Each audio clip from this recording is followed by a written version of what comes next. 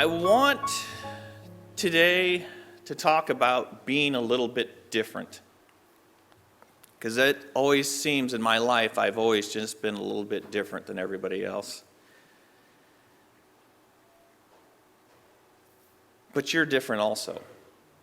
Each one of us has different abilities, different ideas, different ways to do things, and that's what God makes us unique. Each one of us has character and flair, or we don't. We have something else. But sometimes it's hard for an individual to find that place of where we belong in this great picture of earth. So I'm going to share with you a different aspect of my testimony and how I got to where I am today. And each one of us has moments in our life that defines us or makes us who we are. And sometimes they're very small and sometimes they're very big events. And I'm going to start about the time in 1995. And some of you will remember some of these things because I was here. Or I was in your lives at some point transitioning wherever I was going. And in 95, I started my second attempt at college, which was Union College in Lincoln, Nebraska. And the previous 2 years to that, I had worked at Indiana Academy as the assistant boys dean. So in this second attempt at college, and I've always struggled with school. Literally struggled with school. And sometimes you get down on yourselves because you don't quite get things like other people do. It doesn't come to you very quickly. Or it didn't for me. I can remember the day in third grade where I gave up on English.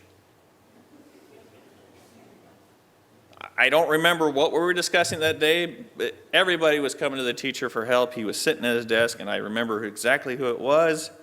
And when he yelled at me to go sit down, is the day I gave up on English. But it would take many years later to figure out that maybe it wasn't exactly my fault. Because when I got to college, I had chosen a history education route the second time around, with religion and theology mixed in there. And my history professors were worried about me. I was 25, I was an older student at this time coming back to college. And Professor Schroeder, he goes, "You speak very well in presentations for class, but my writing was atrocious." And my sentence structure was horrible, and on and on and on and on. You know, they build you up. And Professor Gibson, he asked me, "I want you to go down to the Learning Center and take a test." And I go, "Great, okay." Well, I didn't have a choice, so I went down to the Learning Center and signed up for this test. And in the process of taking this test, I'm drawing pictures of my home life and doing math problems and all sorts of different things. Long story short, it turns out I had a form of dyslexia. Now, I can read just fine, my numbers don't turn around or mismatch, but I do not have what they call a short-term memory or working memory. So you can tell me information and I'll look at you and nod my head, but I probably won't get it. And it takes a while for me. I have to put everything into my long-term memory in order to function. But by the time I was 25, I had already done my study habits, so it was very hard, and I never did finish college, to be truthful. Now that I know a lot of different things now and who I am, college would be okay. So in the workings of my brain, things didn't quite always work right. So in the frustration of dealing with school, I also did another second attempt. I attempted a second time at the military, this time with the the Nebraska National Guard. And in 97, I went off to basic training.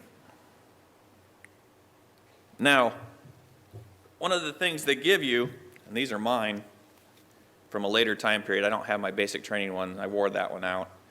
But in basic training, you get this book, which is a Commons Warrior Skills Level 1. This is all Level 1 skills that a soldier should know by the time they leave basic training. And so, when you're doing nothing, you're studying your book. And it doesn't matter where you are. That is in your right cargo pocket, no matter where you go. And Paul's shaking his head. And usually you had it in a plastic bag because you protected it with your life. Because this was all the knowledge and everything that you were going to succeed or fail in the military. Comes from that book. There's also classes being taught on those subject skills. So the nice thing about the military, there's nothing hidden from you. There is no false tests. There's no chance to fail if you apply yourself, because you have instructors that tell you exactly what's going to be on the test. So there's no chance to fail. So if it's an important topic, you get this stomping, and you're like, oh, okay, that must be important. Even when you're half asleep, you realize, oh, that's important, I better write that down. And I did very well, because the military is wash, rinse, repeat. And wash, rinse, and repeat worked for my brain. I figured it out. And it also put me in a very awkward situation a couple of times. Now, combat life-saving is different than the CPR given by the first aid, or the Red Cross. We have a couple different other methods, and it's changed since I was in. But I can remember we were testing out 45 people, because we were a mixed unit, 45 people in basic training, and I'm in this class, or testing, and I got my dummy on the ground here, and I'm performing my CPR steps as we learned them. And I'm not paying attention to anybody else in the room. And there's a point, and I can't remember the exact processes because that's like 20 years ago, but you breathe into them, you do some compressions, and then you need to sweep the mouth, because you either need to move their tongue or debris that is in there. So I'm sweeping the mouth, and the whole room gets silent. Well, I'm locked in now, and I'm sweeping the mouth for all it's worth. And I get up, and I'm kind of looking around. I'm like, why is everybody else not sweeping the mouth? I was the only one sweeping the mouth out of 45 people. Uh-oh. And the instructor's face got red, and he looked at me. He said, "Get out." I was the only one that did it right. So being the odd man out, if everybody had been taught the other way, nobody would get in trouble. But I figured it out, or did the wrong thing, or the right thing, however you look at it. So somebody, somewhere, I'm sure got chewed out for what happened that day. Not me, though. I was sent out, and they had to retake the test and relearn everything. And so I was out there reading my book. Later on, there's a phase of training called AIT, Advanced Individual Training. So we finished basic training. Now you've moved on to more your specialty skill. I started out the military as a communications expert, and which involves some electrical wiring and different things. So when I took this test, I completely failed it because I was not able to process and learn as quickly during this time period. And they actually pulled me aside, and I may have had to change MOSs. But I retook the test and skinned by. But there is another test that we had to take later on in the course, and it's a generator test. And this is to bring up operating this generator, maintaining it, and bringing it, powering it back down. In total, there were 72 steps that you had to complete in order to do this. And they gave us time to work on this. It wasn't like it was quick. We had several days to work this process out. And what's interesting is I studied it, and I worked on it, and I worked on it. Everybody else was laughing and joking over there, and I was over here looking at this generator, getting greasy and oily and starting.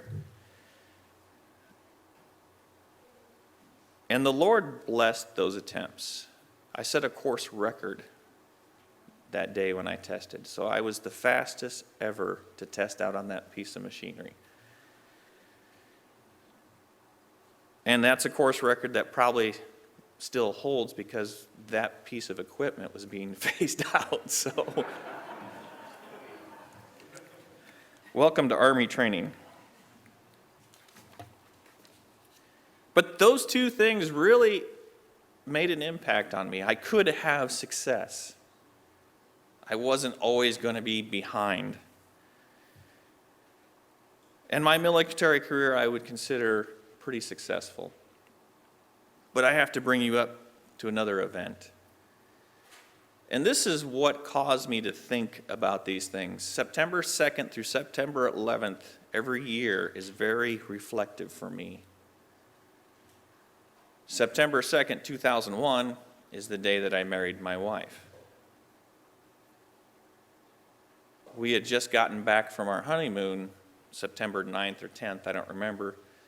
But I do remember waking up September 11th, working at Mom and Dad's, and we had bought a house.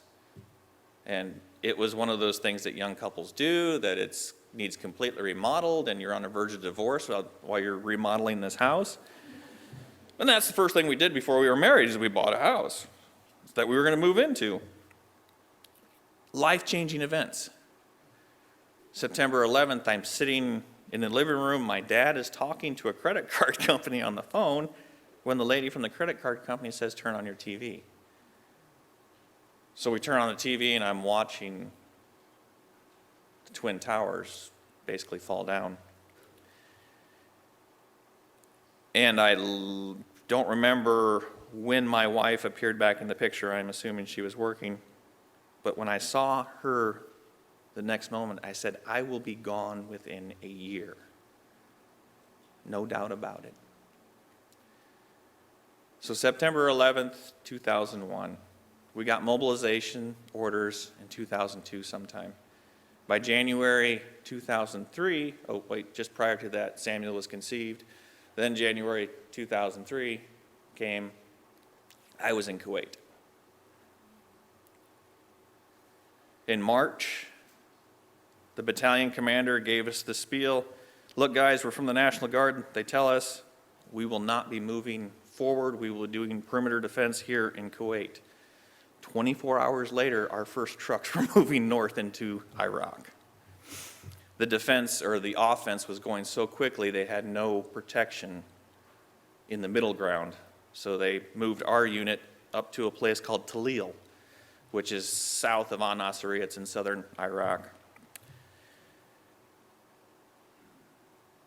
where every morning I got to get up and look at the ancient ruins of Ur. So that was impactful.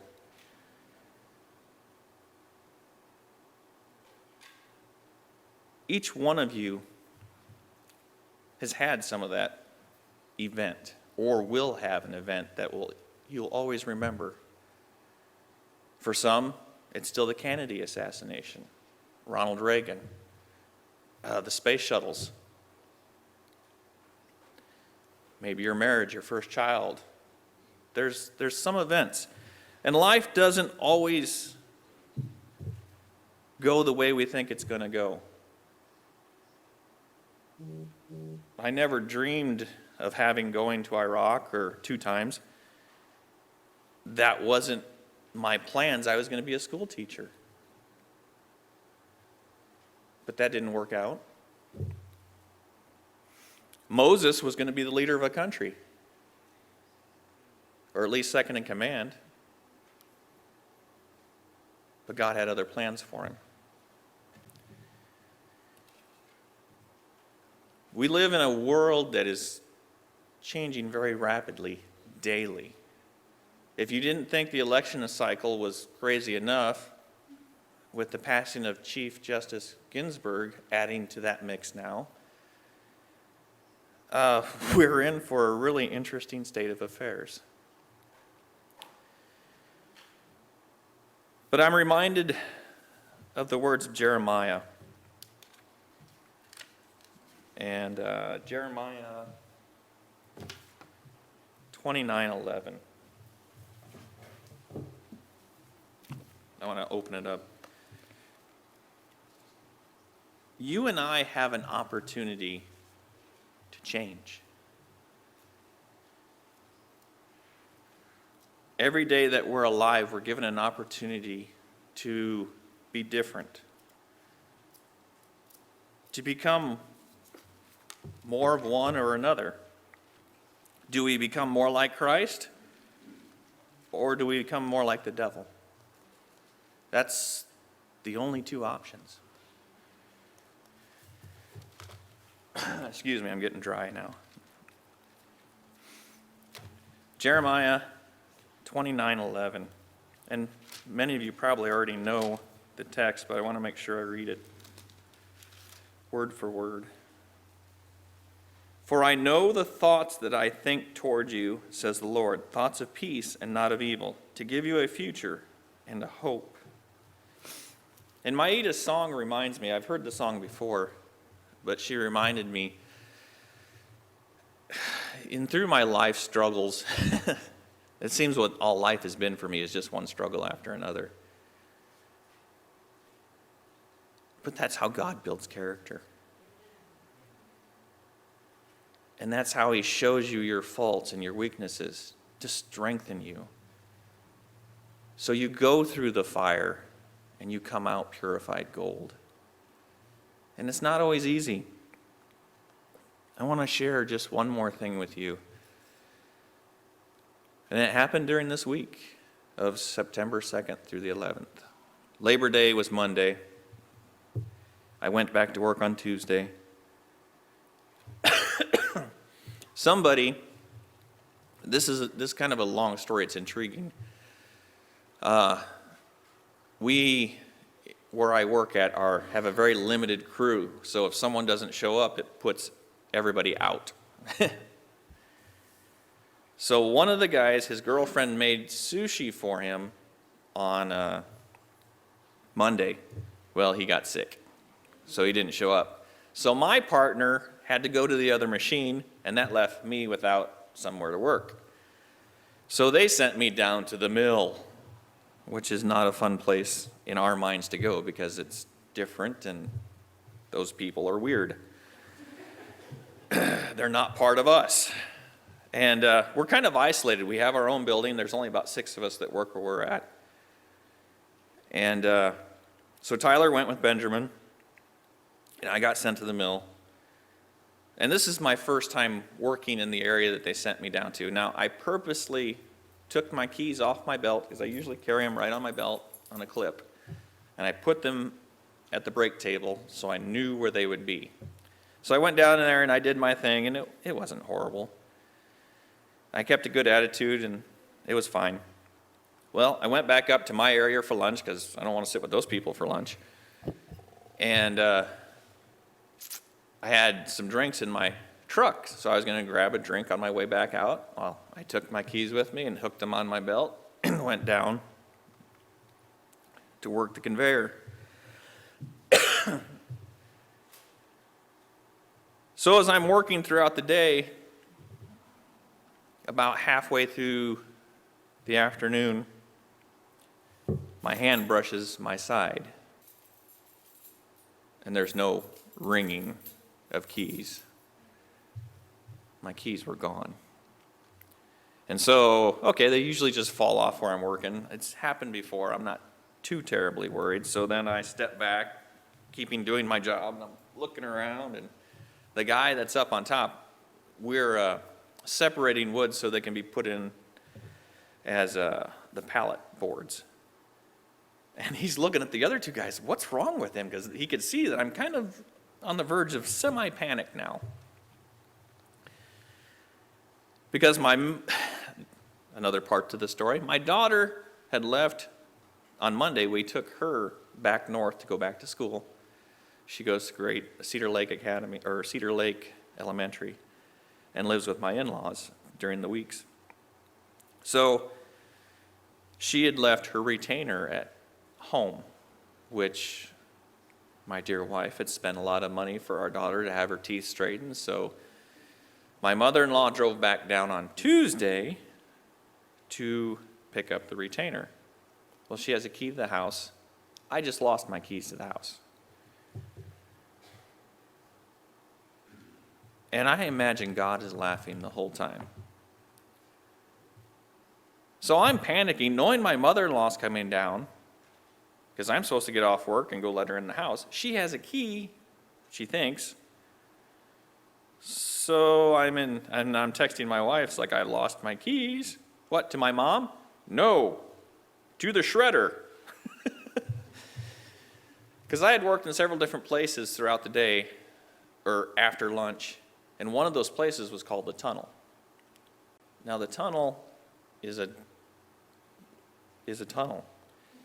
And sawdust moves on conveyor belts through this tunnel. It falls from the top and the sides. And the area I work from, all the lumber that we deem unacceptable for pallets gets broken and sent back through to be shredded and reused as mulch. And I had worked down there. This place is in a constant state of turmoil. Last Christmas, their building burnt to the ground. So they're working with cobbled together equipment, trying to keep the process running until the new building and new equipment is here. So I thought maybe my keys might be down there, so I went because I had shoveled sawdust down there. And I didn't find them there. I didn't see them. And the metal detector on the shredder had gone off. So I'm like, yeah, I've lost my keys. So Adam, the guy that was working, said, well, I'll take you home. And thankfully, I did have a spare set for the car. So when my wife got home, she has a spare key. We came back and got the vehicle. So I had enough keys to cobble together a way to make things work again. Now, another interesting part, my mother-in-law had a key to the house. The key would not let her in. So she texted me, hey, I'm going to the store. She's thinking that I had a key. I'll see you at 3 o'clock. All right. So Adam drops me off at my house after we couldn't find my keys. And so I'd say, Adam, thanks, I got it. I head off to the barn and act like I'm going to get a spare key when I don't have a spare key, because the spare key we have for outside, I had used the previous 2 days ago and had left on the countertop. And my wife saw that they were on the countertop and goes, he's always yelling at the kids that they never put the key back. I'm going to leave it right there. She left the key right there. So I'm acting like I'm going to get a key. They leave, and then I'm sitting on my porch waiting for my mother-in-law to come with her key. Because it didn't work for her, it's going to work for me, right? It did. I popped it right into the lock and opened both locks and rocked right in. And my mother-in-law is just like, oh, that's weird. And I was like, no, that's God. Because I would have had to wait probably about 5 hours for my wife to show up, because my parents didn't have a key, so I'd have been outside forever. And a lady that was staying with my in-laws, Lily, she goes, "Have you prayed about it?" And I just, I gruffed. Why would I do that? So I assembled another set of keys and went back to work the next day. And I'm working at my machine, and I just quit. I gave up. I said, "Lord, I've got a set of keys. It's going to be okay. But I'd really appreciate it if you brought that other set back to me." And I left it at that. The next day, I was getting ready to leave work. And Adam comes up to our side of the shop, which is unheard of. He doesn't like our side of the shop because we're weird. He kind of had this thing going on. And he hands me my keys, completely intact. Instead of my keys falling off and going towards the shredder, they went up with the boards to the top level that I would have never looked at and hung there. And they were found the day after I prayed when they were cleaning up. And Adam goes, "I'd have never seen it. It was Jonathan." And he brought me those keys. It's a little thing. But it's not a coincidence. And I struggled with telling this story because why believe something like that? Because the keys did fall, and I told God, I said, "You know where those keys are. You can bring them back." And it's just a small testimony to faith, that there is someone looking out for me.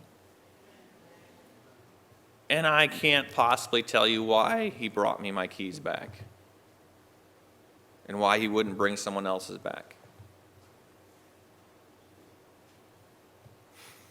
Those questions will have to be asked in heaven. But God does move mountains sometimes, or piles of sawdust, or dirt, or whatever's going on in your life, because you are important to Him.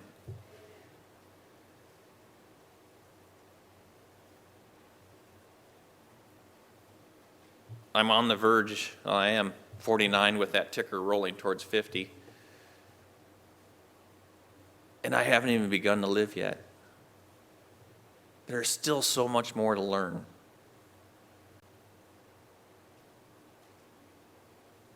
We, today, in Sabbath school downstairs, we're talking about the book of Philemon. 25 verses in the whole book. And one of the students, this is basically a real short mention in my Bible story hour, but we broke that thing down and talked about cultural differences, what was going on, and the change that Paul had in his life from the time who Paul was, who held the coats for those that stoned Stephen, to a man that was begging for someone else's life to be spared. And calling in his chip, "I saved your life. Now do this for me." And he's standing in that Christ is standing before God, begging for our lives. And all we have to do is accept that gift. And then share it. Share the gospel.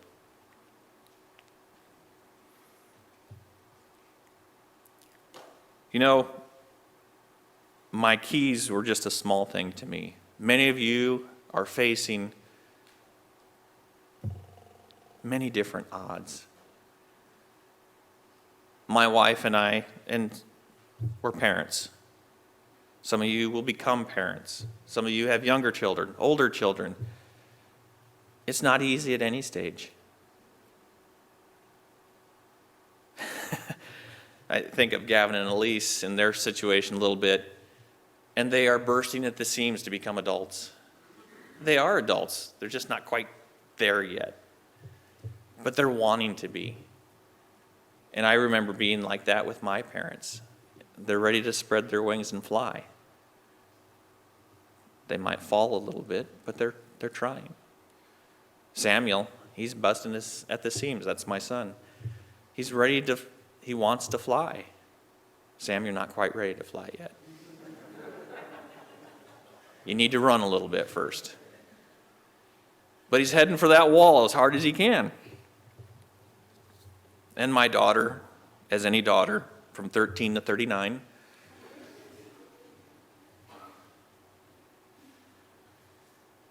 life is a challenge. And God has promised us help. I will be there to hold your hand. We just have to take his hand.